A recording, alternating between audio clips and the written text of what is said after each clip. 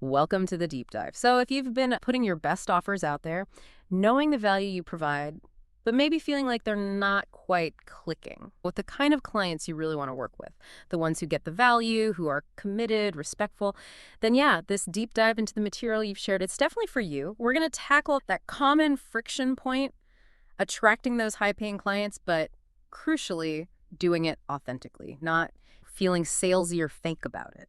That's exactly right. And our mission today is really to peel back the layers on this. We're using the insights from this material as our guide. It really seems to cut through a lot of the usual noise, the fluff, and zeroes in on what genuinely resonates with, well, premium clients. So we're going to explore why some common approaches might be missing the mark and look at what these clients are actually looking for, like beyond just the service itself.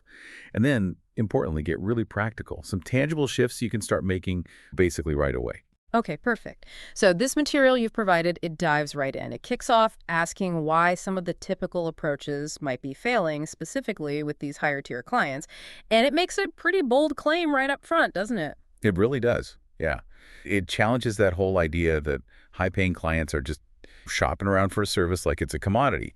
Instead, it argues they're buying alignment. Alignment. Yeah, they're assessing your process, the perceived outcome. Yeah. Does it all align with their values, their level of sophistication, their expectations? Alignment. Huh. That feels, well, different than just comparing features or price points. How does that idea of alignment actually show up according to the material? The material links it straight to certainty. That's the key word. Premium clients, it says, are drawn to certainty. They're repelled by desperation or fuzzy messaging. So if your communication, your website, maybe your social media, if it feels uncertain, hesitant, or worse, needy, like you're trying too hard, that lack of certainty is a massive red flag for them. You got to remember, they're already operating at a level where they value decisiveness, clear direction. Okay, so it's less about how complex your offer is and maybe more about the clarity, the conviction you present it with. Exactly, yeah. The material suggests that trying to convince someone who isn't already clicking with your core message, it's largely wasted effort when you're targeting this group. They aren't looking to be sold, not in the traditional sense anyway. Yeah. They're looking for a clear, reliable solution that, aligns with what they need and what they perceive as valuable. That's really interesting. It shifts the focus, doesn't it? From persuasion, trying to talk someone into it, to just presentation, like presenting your value clearly and letting the right clients recognize that it matches what they need. The material also talks about value matching, right? Yes, and this is a crucial distinction it makes. See, lower-tier clients, they might be focused on price matching, comparing costs for seemingly similar things. But high-paying clients, they're focused on value matching. Value matching. Yeah, they're looking at the potential ROI, the transformation, the headache it saves them, the opportunity gained. Does the value you offer, and importantly, does your price actually match the level of outcome they expect for that investment? Okay, so the core reasons the usual approaches might fail based on this material seem to boil down to that mismatch, a mismatch in communication and perceived value. You're offering a service, maybe, but they're really looking for alignment and certainty in the outcome. And they're checking if your value proposition stacks up to their standards, their investment level. So it might not even be about your skill being lacking. Exactly. It's often about the signal you're sending out. The signal. If that signal is uncertainty, or maybe too much focus on price instead of that transformative value, you're just not going to attract the client who's operating from that place of value matching. It's kind of like trying to sell a piece of fine art by just talking about how much the canvas and paint cost. It misses the point entirely. That makes a lot of sense. Okay, so if that's why certain things might not be working, what then specifically are these premium clients looking for? The material gets pretty granular here, right? It does, yeah. And this is super helpful, I think. The source highlights a few things that are pretty much non-negotiables for this type of client. First up, certainty in outcomes. Okay. They're investing significantly, right? Yeah. So they need to feel confident, really confident they'll actually get the promised result. They're not interested in maybe this will help a bit. They want this will achieve X. Certainty and outcomes. Got it. What else is on their checklist? Clean processes. This is the big one. And honestly, often overlooked. Clean processes, like how things run. Exactly. High-paying clients are usually busy, successful people, or businesses. Yeah. They value efficiency, clarity. So a confusing, onboarding, disorganized communication, a vague roadmap, that's a major turnoff. They need to see that actually working with you will be straightforward, professional, and crucially, respectful of their time and energy. Ah, so it's not just about the end result, but the whole journey to get there has to be smooth too. Precisely, yeah. The material really emphasizes that they demand respect for their time, which means clear agendas for calls, prompt, concise communication, not asking for info you should already have, sticking to timelines you agreed on. Wasting their time basically signals a lack of professionalism, a lack of value. Okay. And you mentioned this earlier, but it comes up again as something they actively look for. Confidence. Confidence in the service provider. How does the material talk about that? This point is just so crucial. The material basically states that premium clients are investing in your conviction. Your conviction. Wow. Yeah.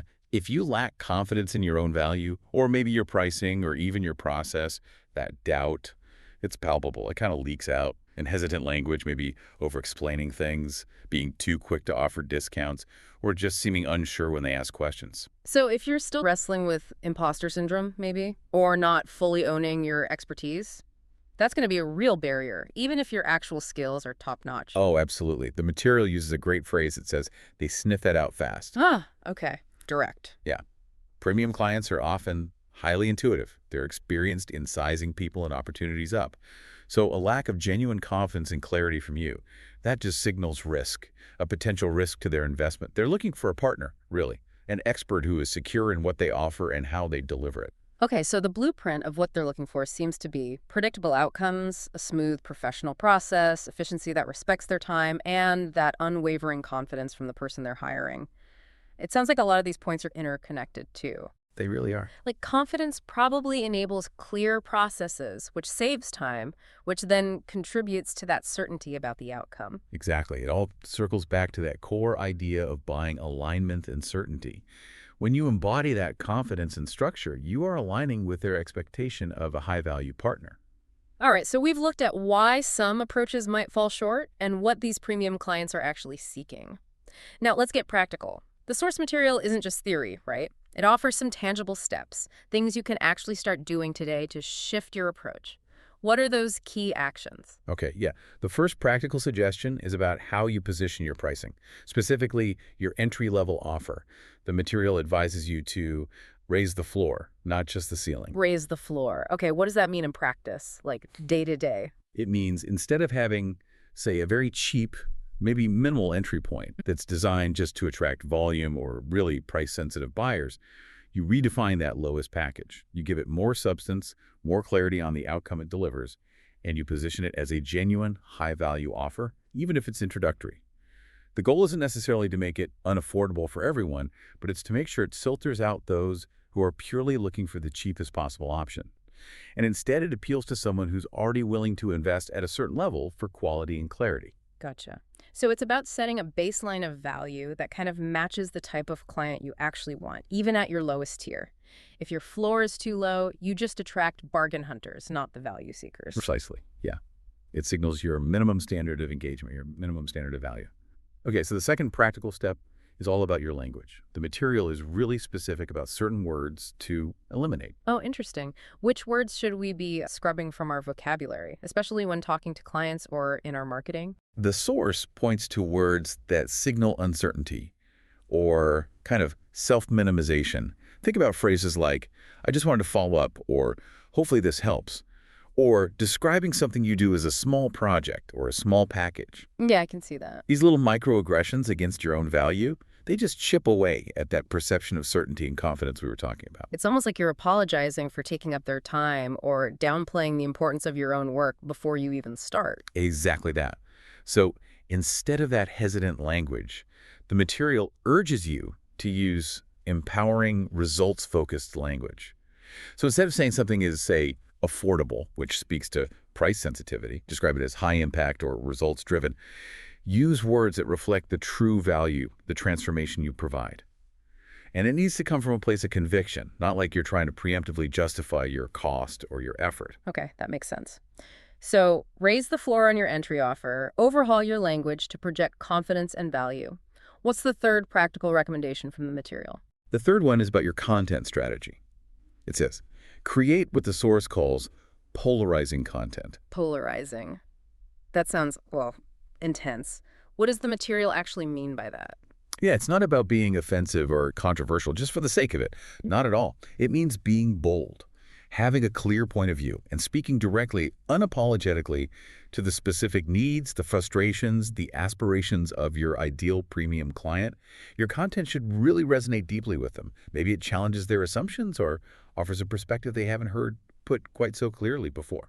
And the polarizing part comes in because by speaking so directly and clearly to one specific group, you're inherently not speaking to everyone else. Is that the idea? That's exactly it. Yeah. Yeah. It acts as a filter. Think about it. Vague, general content that tries to please everybody, it ends up attracting no one specifically. True. But bold, targeted content, it attracts your ideal client because they feel seen, they feel understood, and just as importantly, it actively repels those who aren't a good fit.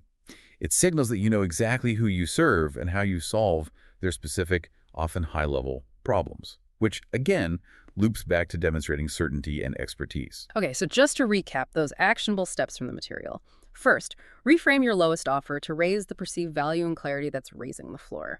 Second, meticulously refine your language, get rid of the self-doubt words, use empowering terms. And third, create content that's bold, specific, targets your ideal client, even if it means others don't resonate with it. These steps, they sound less like quick marketing hacks and more like internal shifts that get reflected externally. They absolutely are. And the material makes it really clear that these external changes, they're most effective when they're genuinely driven by an internal conviction. Conviction about your own value and the value your offer brings.